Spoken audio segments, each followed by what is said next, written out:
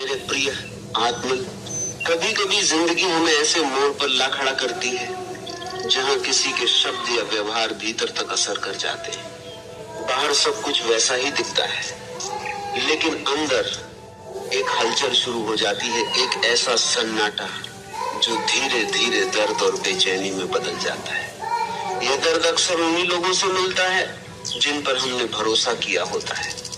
उसी पल मन में सवाल उठता है, मैंने क्या गलत किया, और जवाब देने की तीव्र इच्छा भी होती है। लेकिन सच ये है कि उस क्षण हमारी प्रतिक्रिया अक्सर हमारी समझ से नहीं बल्कि हमारे आहत भावनाओं से निकलती है।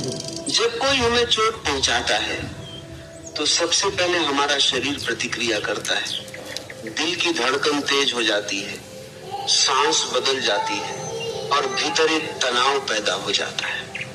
इसके बाद मन उस घटना को अपने पुराने अनुभवों और असुरक्षाओं से जोड़ देता है, जिससे चोट और गहरी लगती है। हमें लगता है कि सामने वाले ने हमें छोटा कर दिया, जबकि असल में हम अपने भीतर के किसी पुराने घाव को महसूस कर रहे होते हैं। यही वजह है कि कभी छोटी सी बात भी बहुत भारी लगती है। गुस्सा इस पूरी प्रक्रिया का ऊपरी हिस्सा है। उसके नीचे छुपा होता है दर्द, डर और असहायता। गुस्सा हमें ताकत का एहसास देता है, लेकिन अक्सर ये हमें गलत दिशा में ले जाता है। पलटकर जवाब देना या चिल्लाना उस समय सही लग सकता है, लेकिन बाद में वही बात हमें भारी भी लग सकती है। इसलिए जरूरी है कि उस पल में थोड़ा ठहराव लाया जाए, एक छोटा सा विराम, जहां हम अपनी प्रतिक्रिया को चुन सके।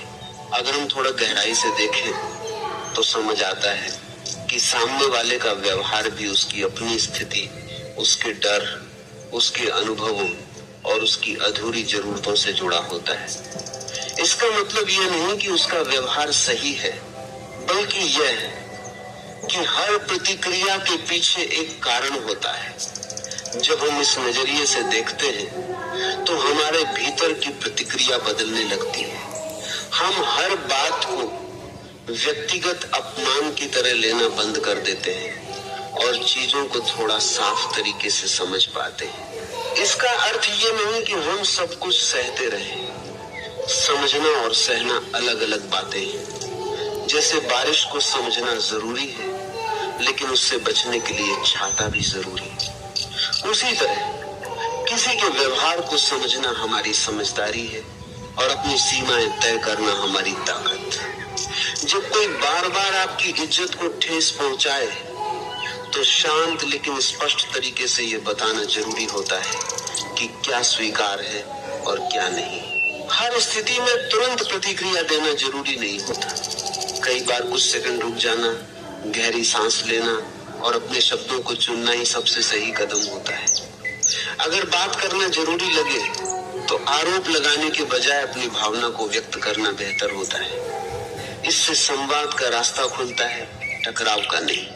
धीरे धीरे यह समझ विकसित होती है कि हमारी पहचान किसी और के शब्दों पर निर्भर नहीं है। आत्मसम्मान का मतलब यह नहीं कि हम हमेशा सही हैं, बल्कि यह कि हम अपने मूल्य को समझते हैं। जब यह समझ भीतर मजबूत होती है तो बाहरी शब्दों की चोट उतनी गहरी नहीं रह जाती। जीवन में हर किसी को कभी न कभी अपमान, अस्वीकार या गलतफहमी का सामना करना पड़ता है। यह जीवन का हिस्सा है, लेकिन हमारे हाथ में हमेशा एक चीज रहती है, हमारी प्रतिक्रिया। हम तय कर सकते हैं कि हम हर चोट को एक नई लड़ाई बनाएंगे या उसे एक सीख में बदलेंगे। असली ताकत शोर में नहीं होती, वह उस शांति में होती है जहां हम अपने भीतर स्थिर रहते हैं। जैसे एक पेड़ आंधी में झुकता है लेकिन अपनी जड़ों की वजह से खड़ा रहता है, वैसे ही जब हमारी जड़ें, हमारी समझ, हमारा आत्मविश्वास और हमारा संतुलन मजबूत होते हैं तो कोई भी परिस्थिति हमें हिला तो सकती है लेकिन गिरा नहीं सकती। अंत में बस इतना समझ लेना काफी है कि लोग क्या कहते हैं ये हमेशा हमारे नियंत्रण में नहीं होता, लेकिन हम उस बात को कैसे लेते हैं और उसका जवाब कैसे देते हैं ये पूरी तरह हमारे हाथ में है। और यही चुनाव हमें भीतर से मजबूत बनाता है।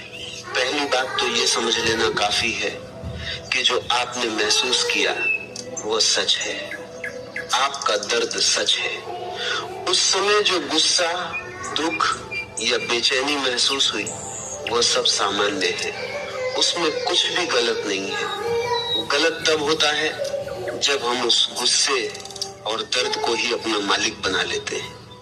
घटना बाहर हुई, किसी ने कुछ कहा या किया, लेकिन जो हलचल हुई वो बाहर नहीं हमारे अंदर हुई।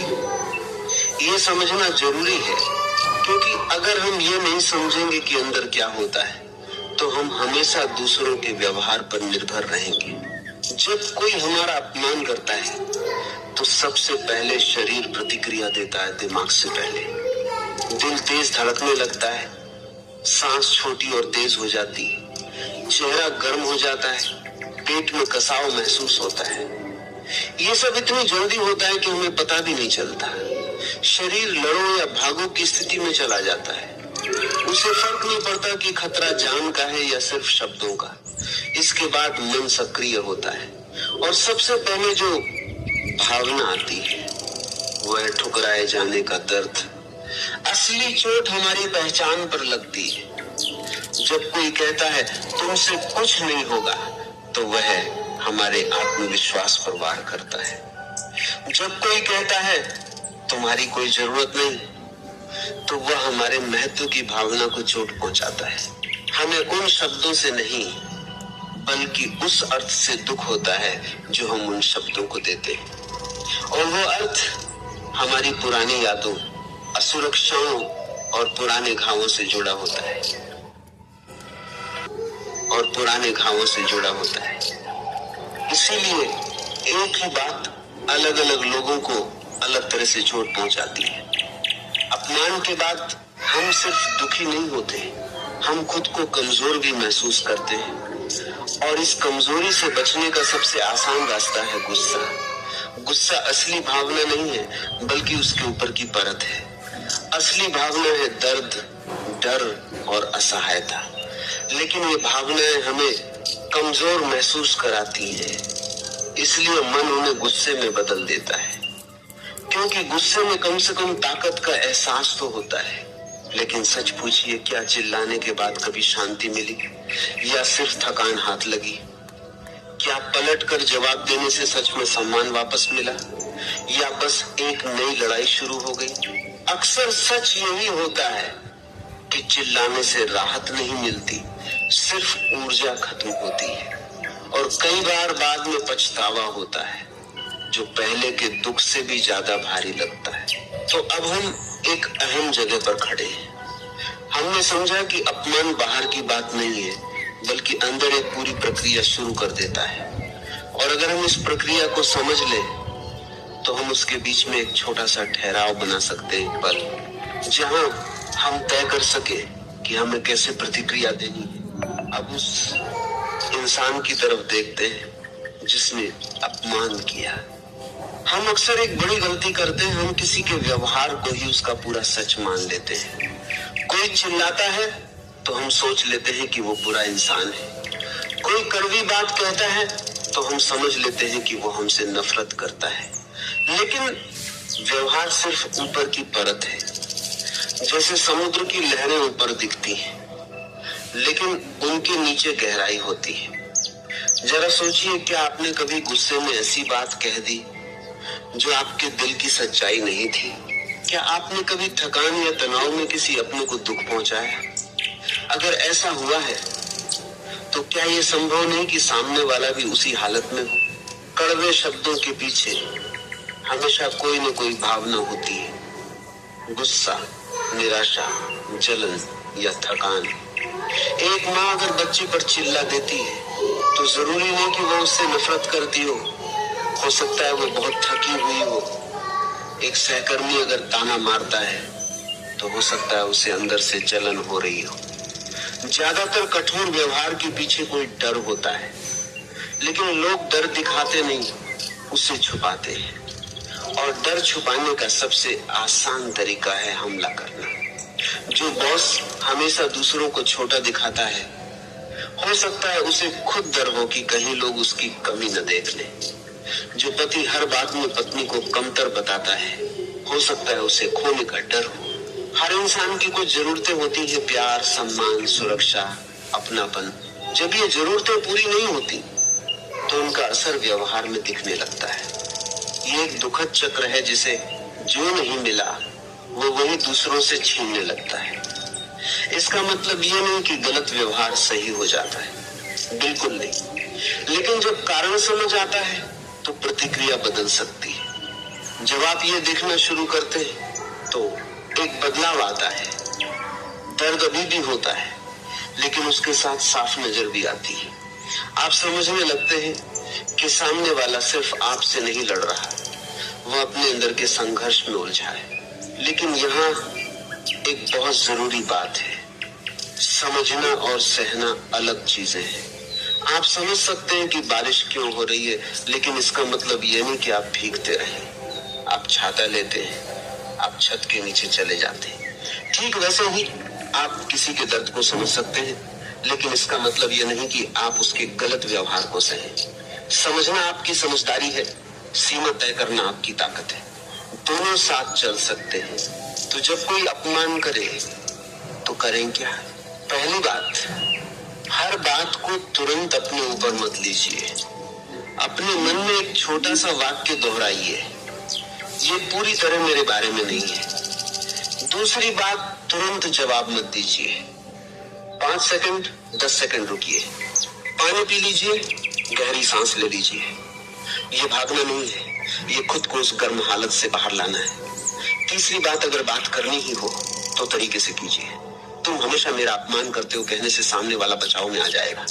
लेकिन अगर आप कहें, जब तुमने वह कहा तो मुझे बुरा लगा, तो आप अपनी भावना बता रहे हैं, हमला नहीं कर रहे। चौथी बात, साफ और शांत सीमा बनाइए। मैं तुम्हारी बात सुनना चाहता हूँ, लेकिन इस लहजे में नहीं। या अगर हम शांति से बात करें तो मैं तैयार हूँ। और अगर बार बार समझाने के बाद भी सामने वाला नहीं बदलता तो कभी कभी दूरी ही सही रास्ता होती है। दूरी का मतलब नफरत नहीं, दूरी का मतलब है आप खुद को टूटने से बचा रहे हैं। आप कह रहे हैं, मैं तुम्हें समझता हूँ, लेकिन मैं खुद को खोने के लिए तैयार नहीं। ये स्वार्थ नहीं है, ये आत्म सुरक्षा है। आप बाहर की हर स्थिति को नियंत्रित नहीं कर सकते।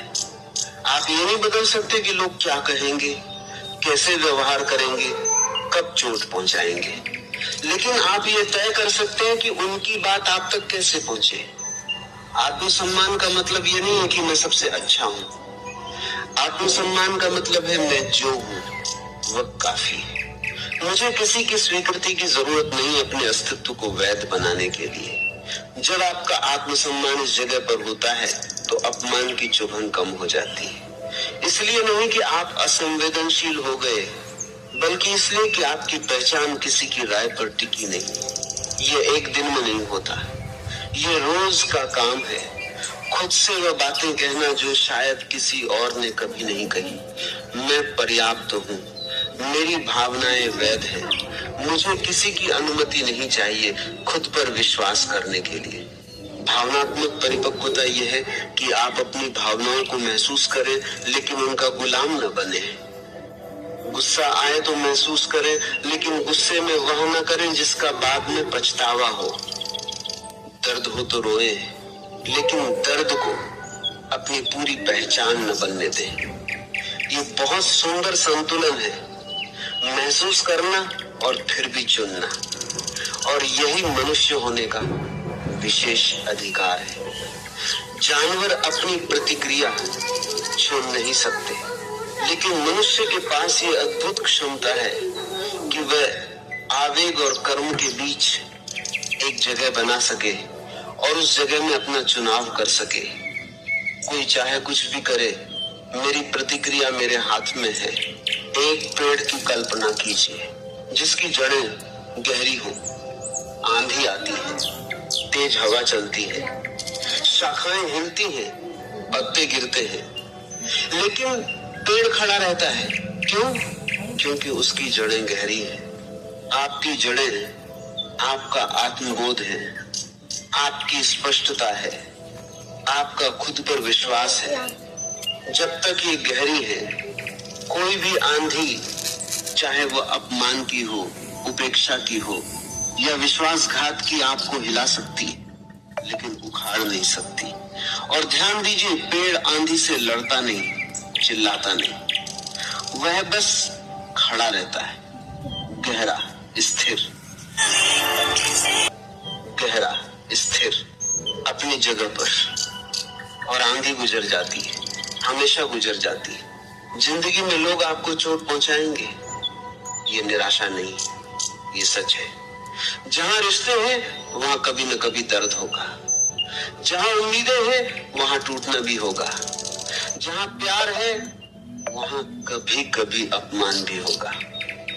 लेकिन आपके हाथ में हमेशा एक चीज रहती है, आप उस चोट के साथ क्या करते हैं? क्या आप हर चोट को लड़ाई बना देते हैं या उसे सीख में बदलते हैं? क्या आप हर अपमान के बाद अंदर से छोटे हो जाते हैं या हर अनुभव के बाद थोड़ा और समझदार हो जाते हैं? चिल्लाना गलत नहीं है, गुस्सा करना भी गलत नहीं है। कई बार आवाज उठाना जरूरी होता है जब कोई सीमा बार बार तोड़े, जब अन्याय हो, जब चुप रहना नुकसानदेह हो। लेकिन हर अपमान पर तुरंत भड़क जाना यह चुनाव नहीं है, ये प्रतिक्रिया है। और जो इंसान हर बार आवेग से चलता है वो सच में स्वतंत्र नहीं होता, उसकी डोर किसी और के हाथ में होती है। कोई भी कुछ भी कहकर उसे हिला सकता है, लेकिन जो इंसान ये तय करता है कि वो कब बोलेगा, कैसे बोलेगा और कब चुप रहेगा, वही सच में स्वतंत्र है। उसकी डोर उसके अपने हाथ में है। ये कोई जादू नहीं, ये अभ्यास है। हर बार जब आप रुकते हैं, हर बार जब आप गहरी सांस लेते हैं, हर बार जब आप तुरंत जवाब देने के बजाय सोचते हैं, हर बार जब आप प्रतिक्रिया की जगह चुनाव करते हैं, तब आप अंदर से मजबूत होते हैं। धीरे धीरे एक दिन ऐसा आएगा जब कोई वही बात कहेगा जो पहले आपको तोड़ देती थी, लेकिन अब आप सिर्फ सुनेंगे, समझेंगे और शांत रहेंगे। उस दिन आपको किसी को साबित करने की जरूरत नहीं होगी कि आप मजबूत हैं, आप खुद जानेंगे। क्योंकि असली ताकत शोर नहीं करती, असली ताकत शांत होती है, गहरी और स्थिर।